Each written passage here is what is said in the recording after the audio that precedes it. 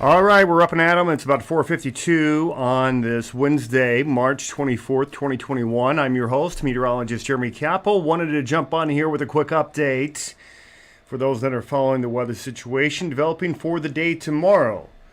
We are seeing some storms across parts of the southern U.S., the southern plains right now, but the focus will be on tomorrow's activities as we head on into what appears to be a setup for an outbreak of severe weather that does include the potential, and I'll use this from the wording from the Storm Prediction Center, that it appears likely that we will see long track tornadoes developing if any supercells can cut loose in the environment that's expected to take shape here tomorrow. That from the Storm Prediction Center. So I'm going to wait a moment as people come on in the door as you take a live look outside. Another beautiful day in western New York. There's my daughter, probably going to come in and that's right, she's going to interrupt the program. But it is beautiful in New York right now, I can tell you that much. We are seeing that next storm. Let me help get the word out that we're on here. This will be a short program in the order of about 15 minutes or so.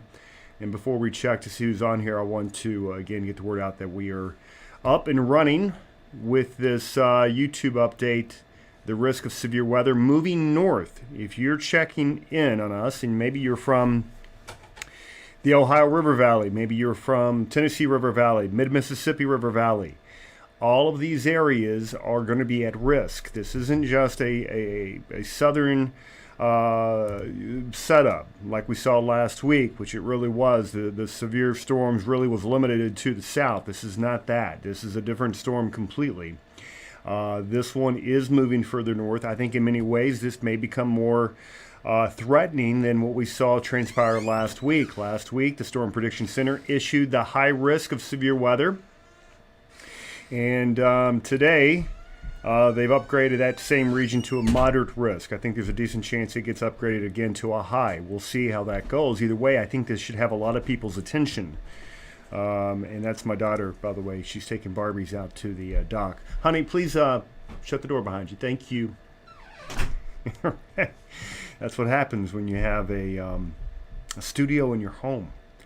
So there she goes off into Barbie world, which is fun to see that in real time. All right, again, I'm getting the message out on my other social medias, so give me just about 25 seconds. We'll be able to get started with this. So that is out over on WxLIVE Media. If you guys don't mind a quick like, share, as always, it's appreciated. And I did just send that out to my friends on Twitter. We're obviously up on YouTube. This is the primary weather channel for our platform. And I've got that out to, well, let me get this out to one more page, and then we'll get started.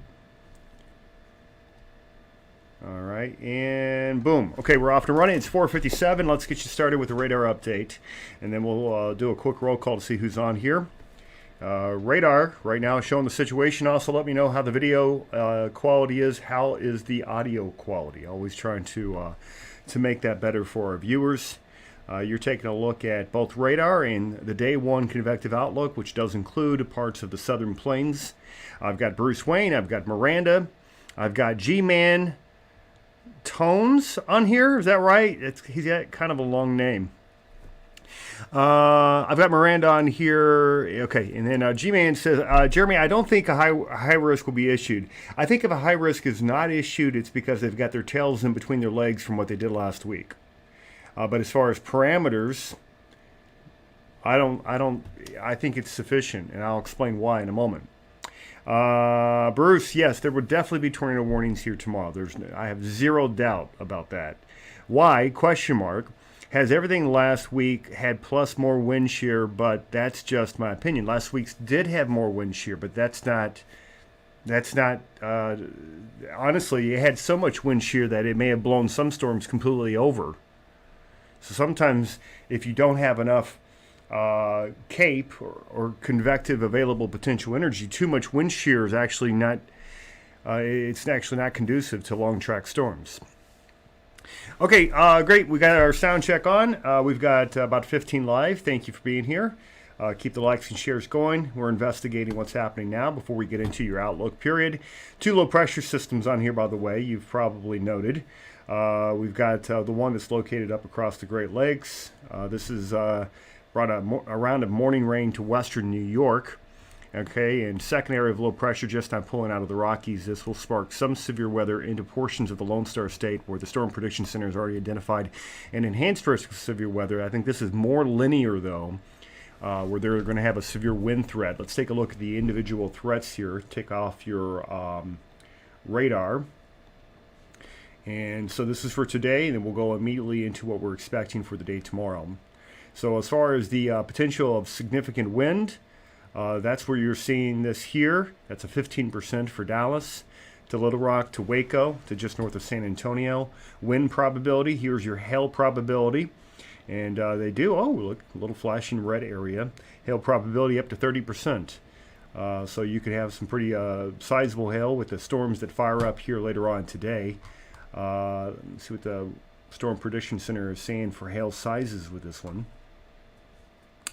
And as far as hail potential, with what occurs this evening and tonight, looks like we're talking about just some very modest CAPE. So I don't see how the hail gets too far away, but ping pong ball sized hail, maybe golf ball sized hail, will be a possibility this evening. Tornado risk for this evening and tonight, primarily this evening, that is a 5%. This is not a great setup for tonight, but again, a couple of tornado warnings a possibility. Okay, so let's move on into the day tomorrow. Day tomorrow, whoa, hello. This is reminiscent of last week with one notable difference. Last week on day 2, they had a very sizable moderate risk, as you guys probably remember. This one is moving north, and I think that's correct. And I think they should move it north.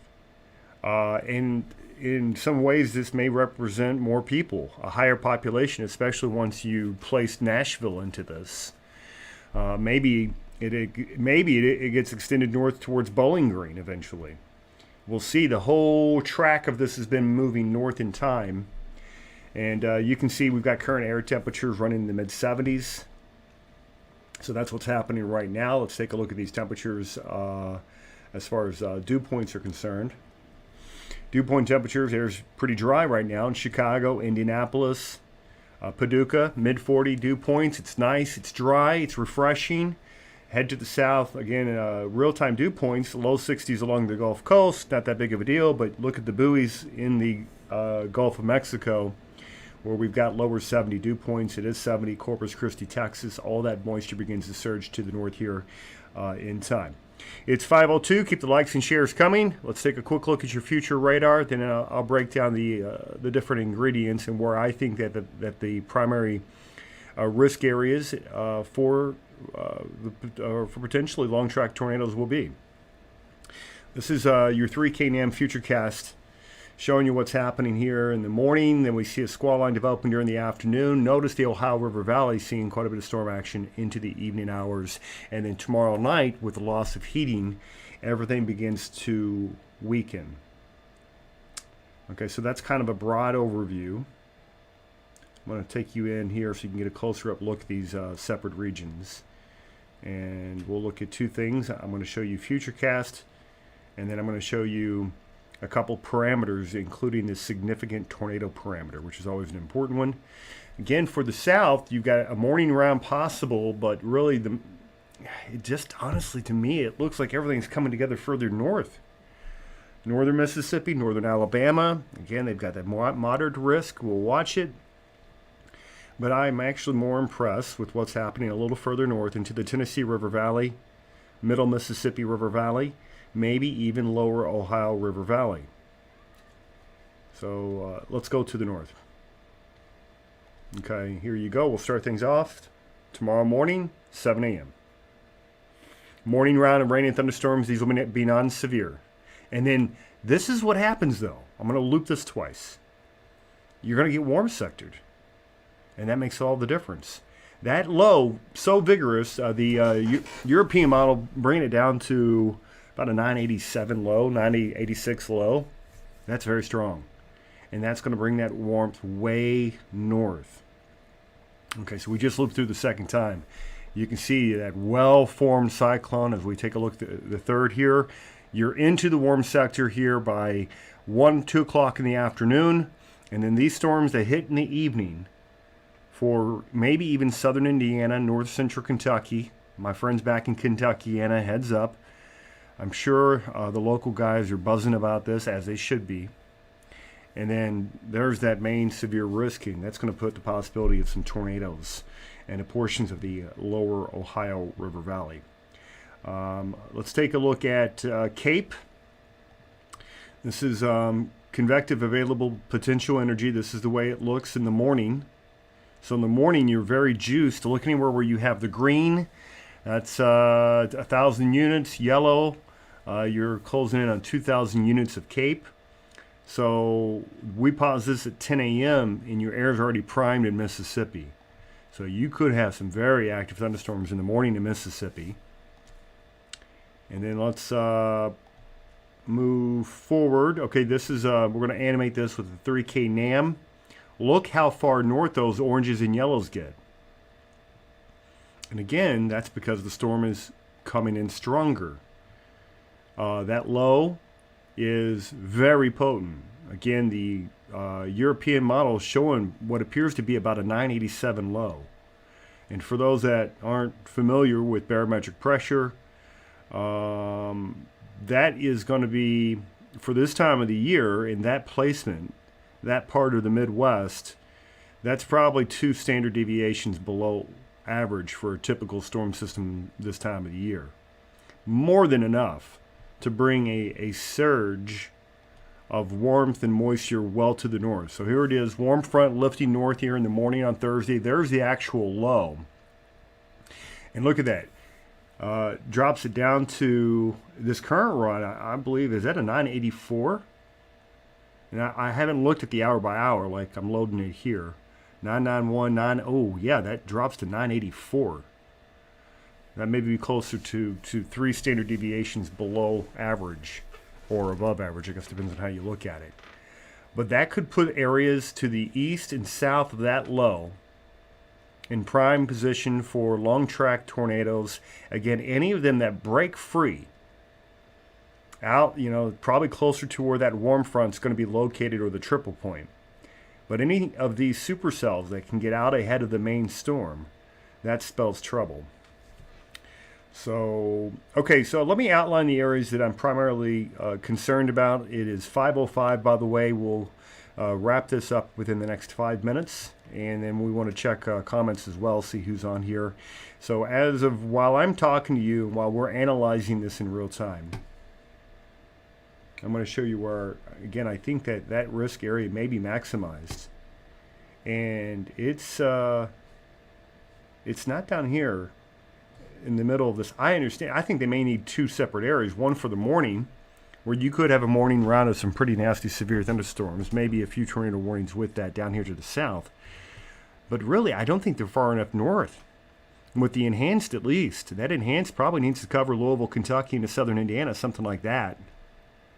So that's my feeling. They're gonna have to catch up with this thing and go north. And so the moderate risk, they've got it near Nashville. Maybe you have an area of moderate that covers from Nashville to southern Kentucky. maybe along and south of the parkways. I agree, once you get east and once we get into the overnight period, everything should weaken pretty rapidly. But I would lift everything further north. I would do something like this if I was the Storm Prediction Center. That would be my center. Something like that. I would lift it well north. I'm not saying Jackson and Meridian and Tuscaloosa or Birmingham's going to miss out. I'm not saying that. I'm just saying as far as the convergence of the shear and the Cape and the helicity, it all looks like it's going to be maximizing a little bit further off to the north. All right, let's see who we have on, and I'm going to load in some computer model data for you while we're taking a look at this in real time together. And we'll wrap this up here in the next couple of minutes, but I want to make sure that we get into the goods right now. All right, and main PC, go. I'm working on a new router and see how it does. It's doing okay. So that's the storm of interest right now. You're watching it as it's making its way across the southern Rockies into the high plains of Texas and Oklahoma. I'll do one zoom shot of this one with what's occurring across the south. So that's it. It's not as strong as far as wind energy is concerned as the one last week, but there's more moisture and there may be more heating. And sometimes it's that delicate balance that makes all the difference when it comes to what we're looking at with this stuff. We're seeing a pretty good unification of the jet streams right now, which is going to allow cold air to really go pretty far south across the Rockies and then eventually into the northern tier. All this begins to make its way off to the north and east. So let's take a look together. This is the model imagery, and I want to pause it here. We're going to take a look at some of these individual severe weather parameters.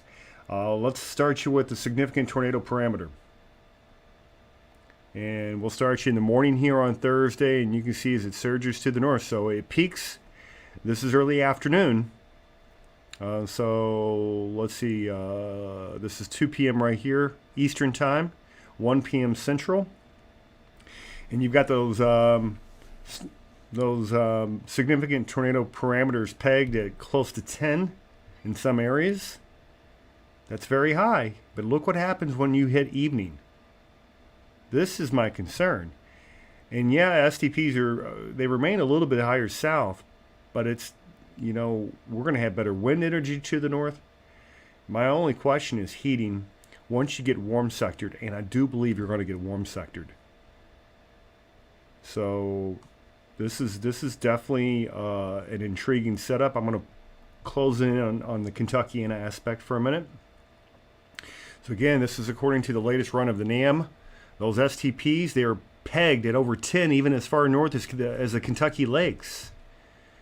So this is 0 Zulu, or about 8 p.m.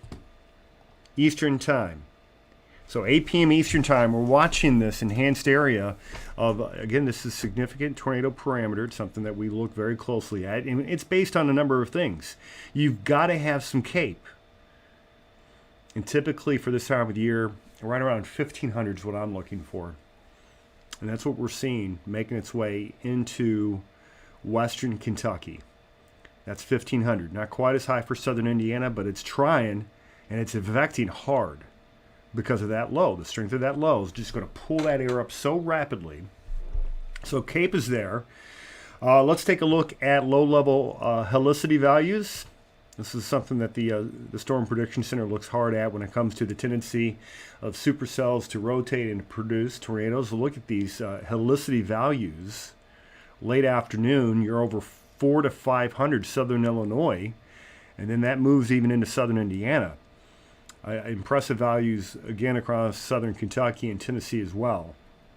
So this is low-level helicity, and it's the tendency for the atmosphere to rotate to low levels, and it's an indicator of the potential of thunderstorms to not just drop funnels, but to produce tornadoes, and that's very high. So very high. So between the CAPE, which appears, again, this is probably the limiting factor.